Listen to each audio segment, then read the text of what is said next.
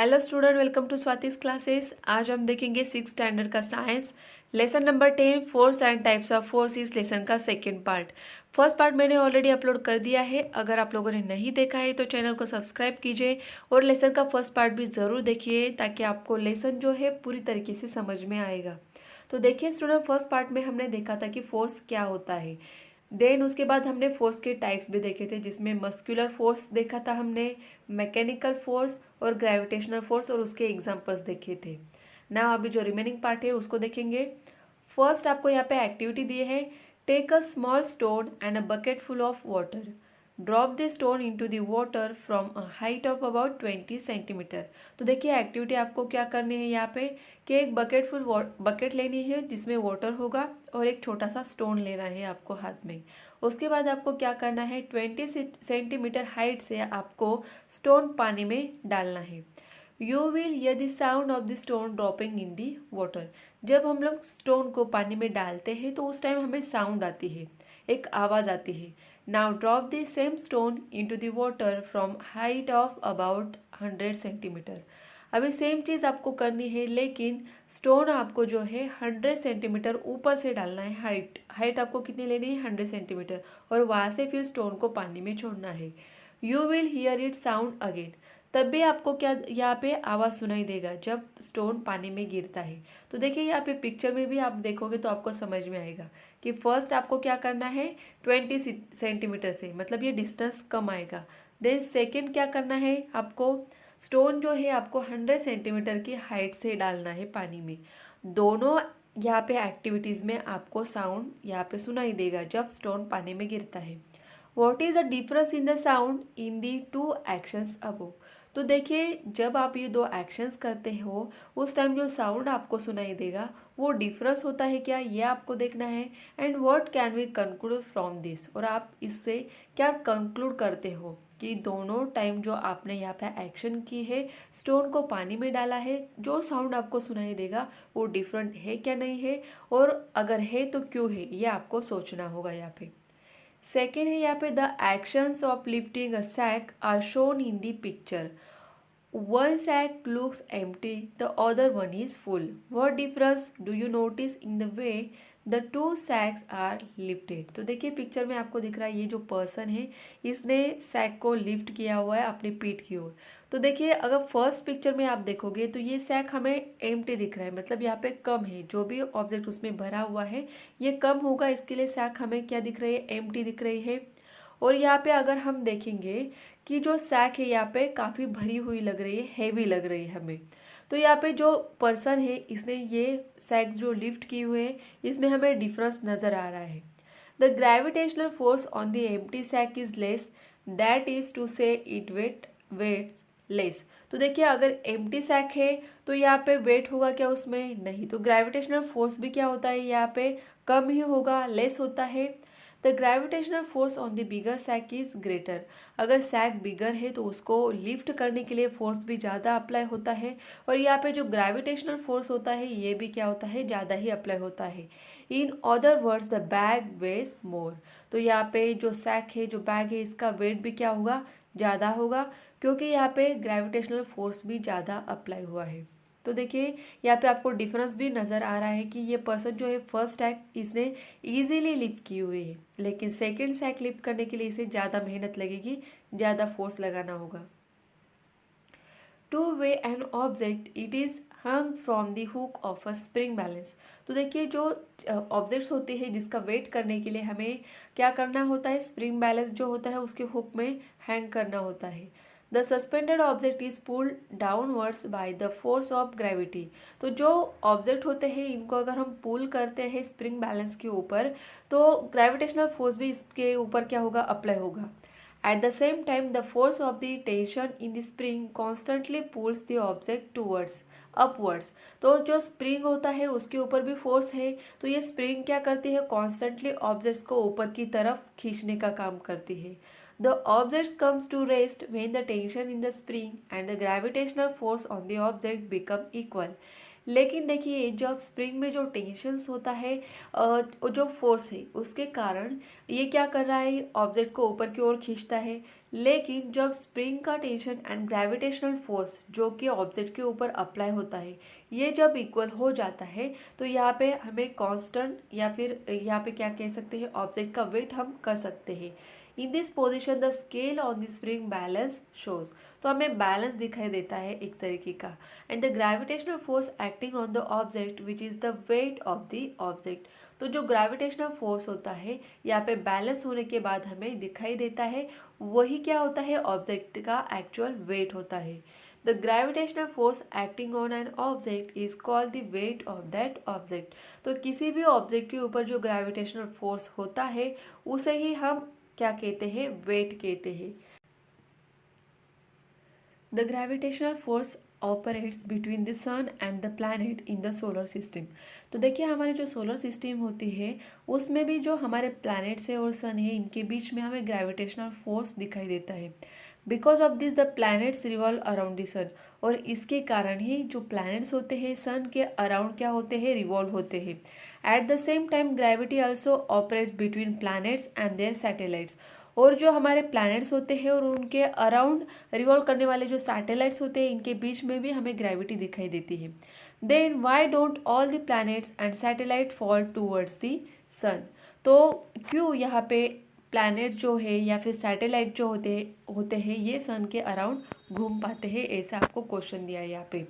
Then fourth one यहाँ पे दिया है magnetic force, place a magnet on a table, take a big iron nail towards the magnet, it sticks to the magnet, तो देखिए अगर table पे आपको यहाँ पे क्या करना होगा, इस तरीके का मैग्नेट रखना है, और अगर आयरन नेल आप क्या करोगे, मैग्नेट की ओर लेके जाओगे तो क्या होगा, it sticks to the magnet, ये आयरन की जो चीज़ें होती है वो मैग्नेट को क्या करती है, अट्रैक्ट करती है और वहाँ पे स्टिक होती है, ये हमें पता है।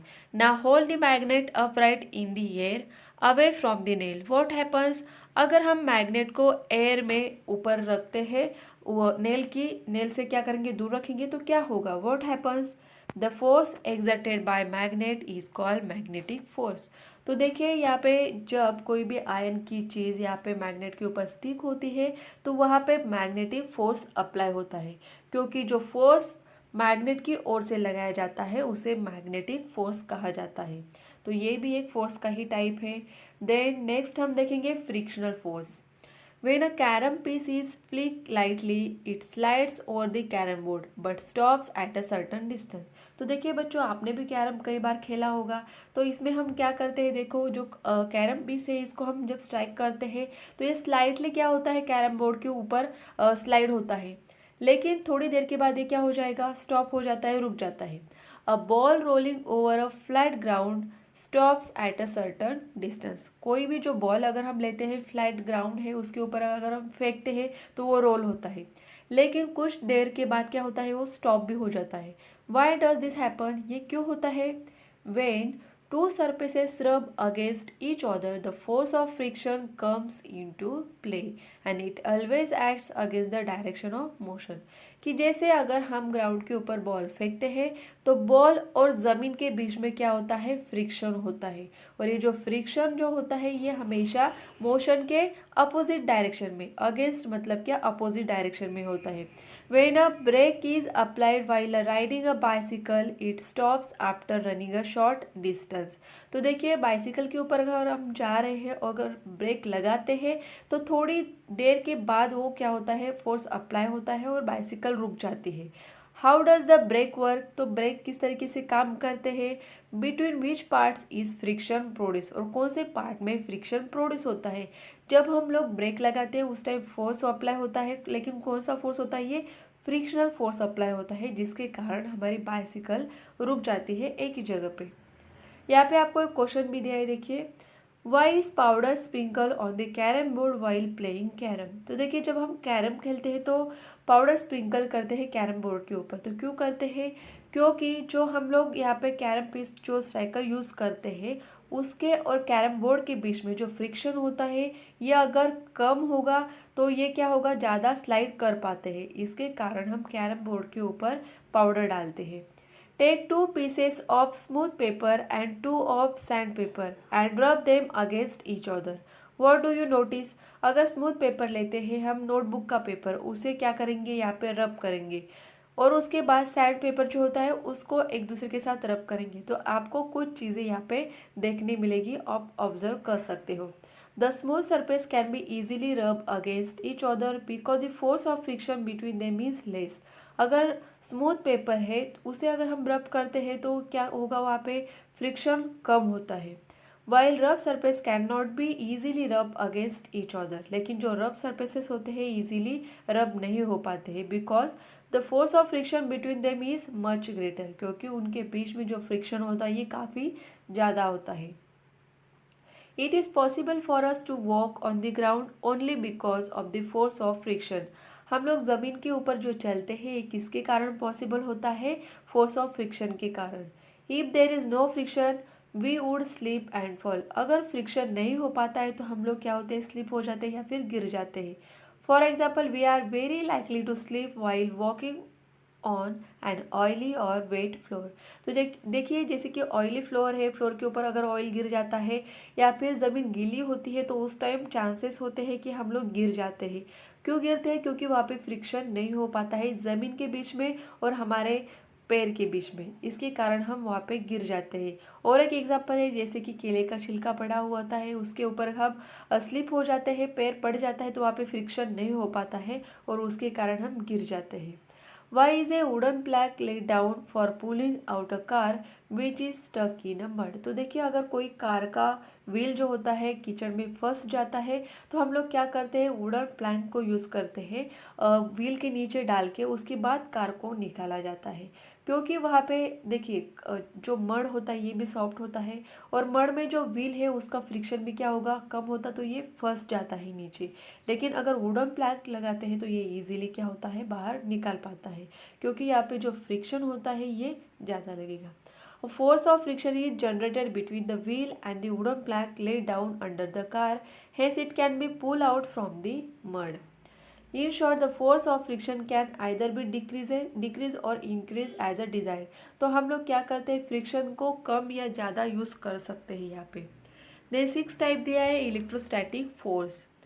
फर्स्ट दिया है आपको, spread small pieces of paper on a table, रब अ पीस ऑफ थर्मोकोल और and inflated balloon against silk cloth and bring it near this pieces. तो देखिए जैसे ही आप क्या कर सकते हो, पेपर के स्मॉल टुकड़े कर सकते हो और उसे टेबल में रख सकते हो। उसके बाद क्या करोगे आप, थर्मोकोल होते हैं या फिर जो इन्फ्लेटेड बलून्स होते हैं उनको अगर आप रब करके सिल्क क्लॉथ के पास लेके जाते हो तो क्या होगा, आपको दिखाई देगा, ये आपको ऑब्जर्व करना है। सेकेंड है rub a plastic comb against dry hair and repeat the above activity. आप क्या करोगे कि एक कोम्ब लेना है आपको, कंघी जिसे हम कहते हैं, उसे आपके बालों के ऊपर घिसना है, उसके बाद पेपर की जो टुकड़े आपने किए हैं उसके ऊपर रखना है। तो आपको क्या देखने मिलेगा यहाँ पे, वो आपको ऑब्जर्व करना है। Rub a peacock feather between 2 pages of a notebook and bring it near your fingers, what do you see. तो ये एक्टिविटी दी है जो आप घर पे कर सकते हो। In the above activities, the pieces of paper, hair, and the peacock feather are seen to move. Why does this happen? तो देखिए हमें क्या दिखाई देगा कि जो पेपर के टुकड़े हमने लिए हैं ये कोम्ब के ऊपर चिपक जाते हैं, मतलब मूव हो रहे हैं। या फिर पिकॉक जो फेदर है ये भी मूव होते हुए दिखता है हमारे फिंगर की ओर। तो ये सब क्यों होता है? Static electricity is produced on material like rubber, plastic and ebonite due to friction. तो देखिए जो मटेरियल्स होते हैं जैसे कि रबर की बनी हुई कोई चीज़ है, प्लास्टिक है, एबोनाइट होते हैं, इन पे फ्रिक्शन के कारण इलेक्ट्रिसिटी प्रोड्यूस हो पाती है। The force exerted by such electrically charge material is called electrostatic force. तो इस तरीके के जो मटेरियल्स होते हैं इनके ऊपर फोर्स अप्लाई होता है इलेक्ट्रिकली चार्ज जो होते हैं उनके कारण। जो इलेक्ट्रिकली चार्ज मटेरियल्स होते हैं उन पे जो फोर्स अप्लाई होता है उसे इलेक्ट्रोस्टैटिक फोर्स कहा जाता है। जैसे कि प्लास्टिक के ऊपर, कोम्ब के ऊपर जो फोर्स अप्लाई हुआ है यहाँ पे फ्रिक्शन के बाद, ये क्या है, इलेक्ट्रोस्टैटिक फोर्स होता है। देन नेक्स्ट पेज पे देखेंगे कंबाइंड फोर्सेस क्या होते हैं। While an action is taking place, various types of forces act on the object in question. You might have seen a roller coaster or the juggling of a sailboat on the seashore. A variety of forces act together in these cases. तो देखिए जब एक ही time पे कई सारे forces apply होते हैं उसे कंबाइंड फोर्सेस कहा जाता है। जैसे कि फॉर एग्जांपल रोलर कोस्टर दिया है, juggling of a sail board दिया है। तो इनमें हमें क्या दिखा कि वैरायटी ऑफ फोर्सेस, कई सारे फोर्सेस एक ही टाइम पे हमें लगते हुए यहाँ पे दिखते हैं, इन्हें कंबाइंड फोर्सेस कहा जाता है। To obtain more information about these types the words trick science in Google search on the internet. तो आप वहाँ पे सर्च करोगे तो आपको कई सारे यहाँ पे फॉर्म दिखने मिलेंगे। Cut out fish shapes from coloured plastic sheets, fix a pin on one side of the fishes, take water in a big deep plate, release the fishes in it, they will float on the water, take a magnet and move it around over the water, can you make other games like this, word make such games possible. तो ये activity है या फिर game कह सकते हैं, आप घर पे भी ट्राई करके देख सकते हो। वॉट वी हैव लर्न, तो इस लेसन से हमने क्या सीखा, force is required to bring about any action. तो कोई भी एक्शन अगर हमें करना है तो वहाँ पे फोर्स क्या होता है, अप्लाई करना ज़रूरी होता है। Force is necessary for making an object move to change the direction of motion and also the change the shape of an object। तो देखिए हम अगर किसी ऑब्जेक्ट को मूव करना है तो फोर्स लगाना होता है, अगर डायरेक्शन चेंज करना है या फिर किसी चीज़ को स्टॉप करना है तो फोर्स अप्लाई करना होता है, या फिर किसी ऑब्जेक्ट का शेप हमें चेंज करना होता है तो फोर्स अप्लाई होता है।